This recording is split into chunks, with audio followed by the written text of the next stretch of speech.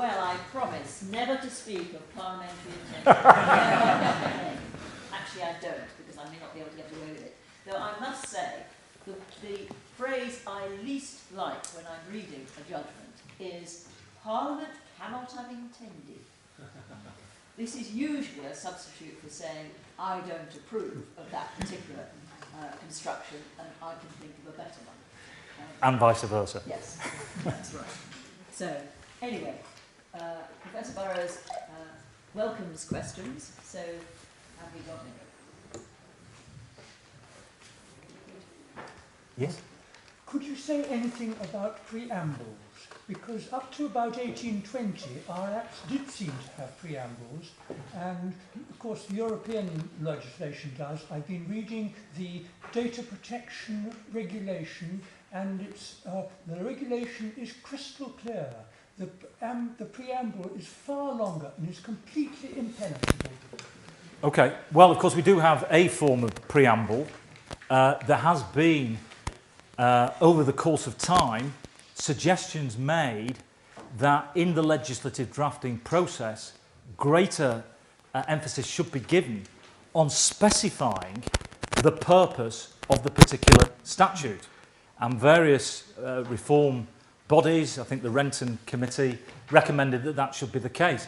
And I can see the attraction in doing that, that if you ask parliamentary drafters to at least put up front what the purpose is as they see it, then the structure and logic of the Act can follow on. But I don't think that would, in many of our cases, solve the problems, because the purpose that one is actually talking about is something that you cannot just simply capture in that form of words. The hard cases, you're going to have to really work to find out what the purpose is.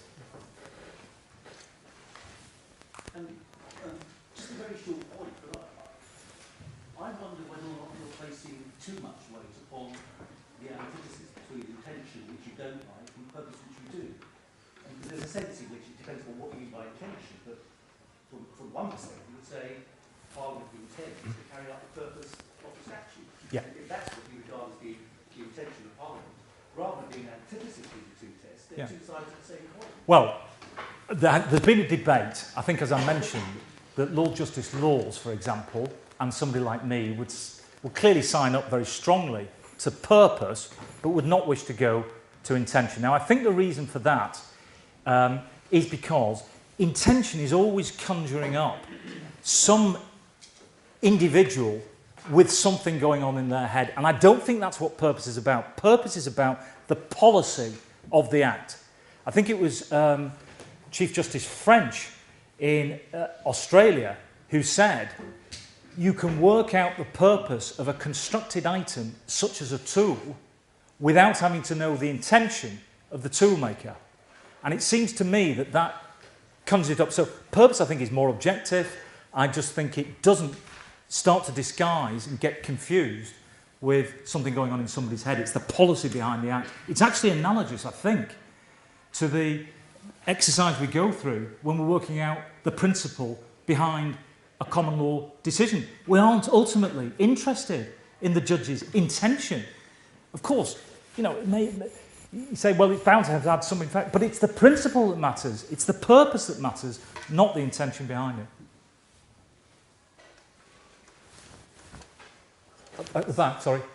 So, imagine a case where you have a statutory text which will fairly bear either of two purposes. One of which you have overwhelming evidence the legislature was actually motivated by, but the other which strikes the judge as normatively significantly more attractive, right? Yeah.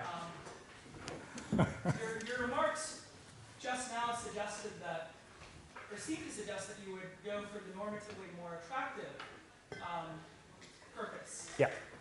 But I wonder if that's so, and if it's so, whether that might disquiet people like maybe Baroness Hale from what she just said, right? The purpose of that might then just become, you know, what I, the judge, like within certain bounds. Well, I think your hypothesis isn't really realistic. I don't think you're going to get that. So, yeah, okay. So you're never going to get that sort of situation. Of course, I'm not denying that one will wish to look at the background to the implementation of the Act. And I'm not saying one doesn't have to look at that in order to work out purpose.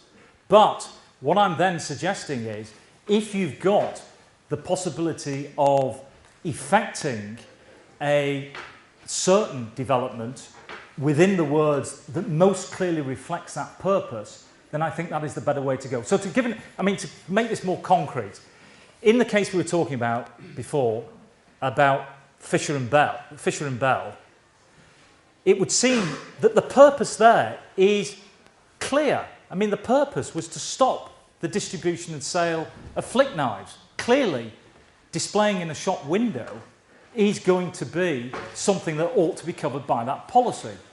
Take the example of Campbell, the Campbell case that Lady Hale was involved in. If you ask yourself, what was the purpose of requiring employers and directors to compulsorily insure their employees? It was to ensure that the employees would get compensated in the event of some sort of injury at work. What then is the best way of bringing that about? The best way of bringing it about is by making sure that there's tort liability. So I would answer your, in short, yeah, it's the normative that counts. I don't think you can ever go back and get 100% clarity from just saying, oh, it's what the legislature had in mind.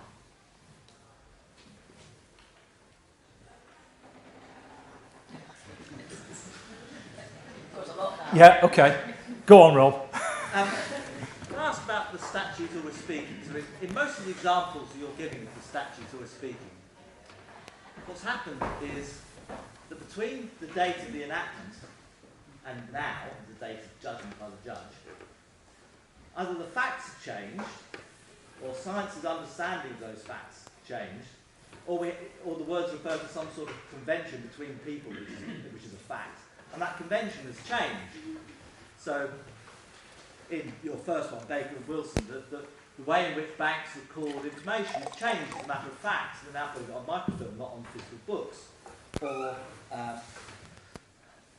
our understanding of what we mean by injury has been updated by scientific understanding. Our scientific understanding of how you can be injured has changed since the 19th century. Or the last one about marriage you give, where it's referring to unreasonable behaviour in marriage, and what constitutes unreasonable behaviour today is rather different than it was in 1950. So the facts, that conventional fact, has changed. So all we've got to do is work out how the words apply on the facts as they are now, not as the facts as they were back in 1950 or 1900 or 1870, whatever it was. Now, the difficulty is that causes me difficulty with Earnshaw. So the word there is violence. Now, if I was in the legislature and I was passing that statute, I would say that statute, at the time, I would say this statute is too narrowly drawn.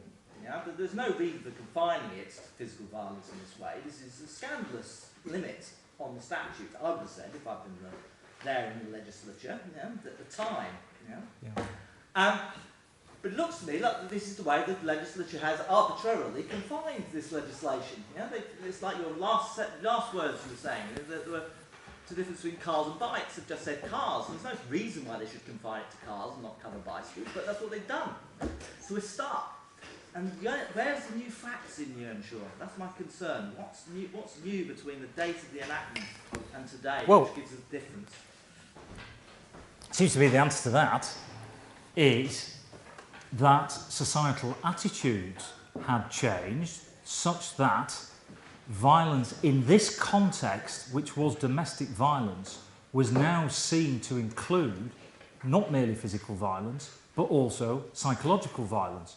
I mean, are you saying that it's too short a time period, that attitudes couldn't have changed in that time? Is that the point? Because there's no difference. It's just, if you're playing, is this a fact?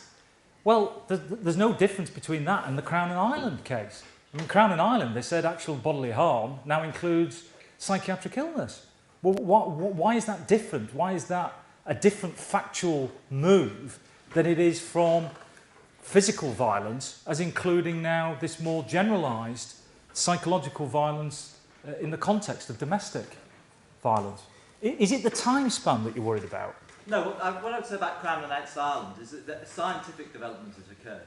So that before the First World War, we had not known that you can inflict violence on people. But it can't just be scientific development. And what happened was we had the First World War where men were coming back shattered from the war who had nothing physical happen to them. And it was that which caused science to develop to realise you can injure people without physically touching them. And so the scientific understanding between the 19th century and now had changed because of the First World War.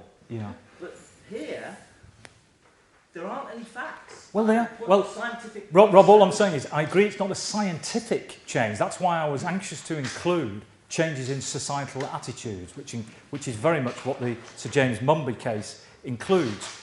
And I would say that there had been a societal change in attitude over the period since the Housing Act had been introduced, and that accounts for why one should treat it in that way. Well, that debate could go on for a long, long time, could it not? And my recollection is that we actually held that that was what was originally meant. But we then said, and, Right. if we're wrong about that, Yeah. always speaking. Yeah. My own personal reaction to what you have said is so very, very interesting.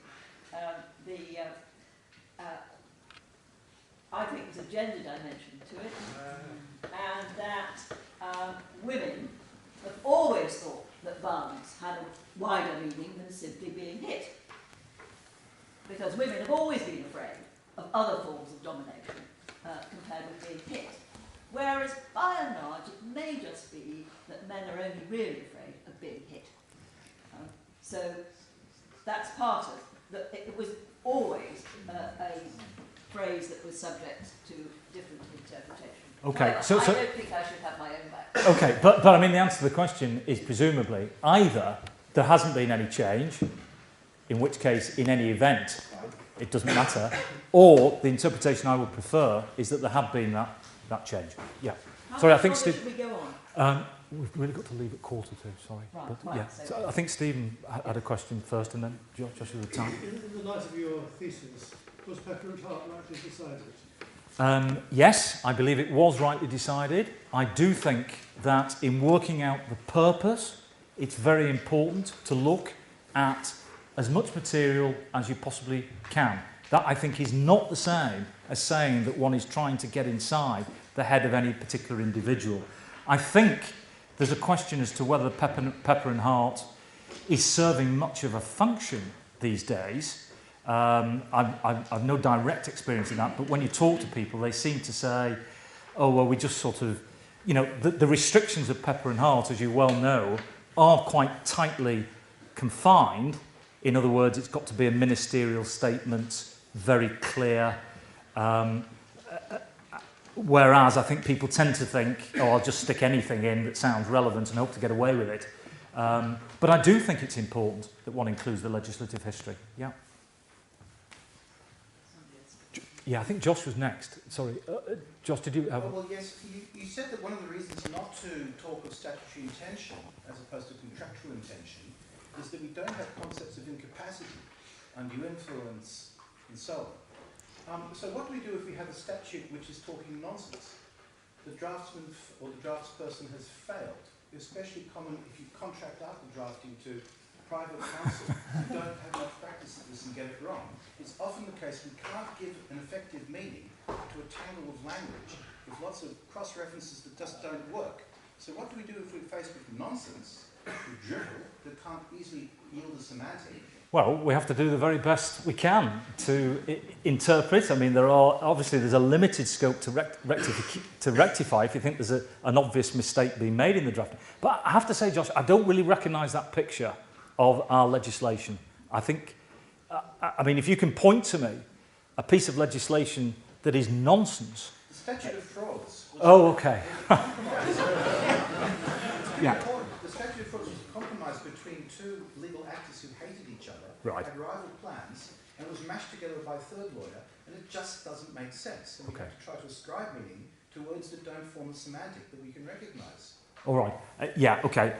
Maybe I'm thinking. Perhaps I thought you were having a go at the modern, the modern draftsman rather than in history. But I mean, the answer is we've got to make the best of it. I mean, it is law. But that suggests that intention is important, because when we're confronted with an utterance that doesn't make sense, we ask ourselves, how can we extract any purpose or policy when it's not like someone talking to you in words that make sense? But as I keep on saying, while I sign up to purpose, I don't think it helps to talk about intention, because I think that is a pursuit of a hopelessly.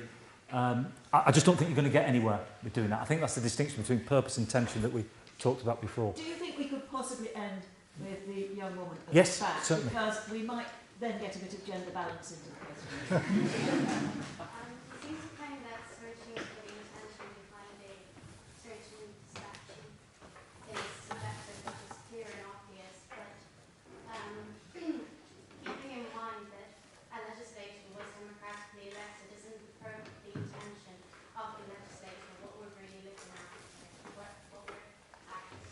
Well, clearly we've got an elected body, and what we're trying to work out is the best way to implement what that elected body has laid down.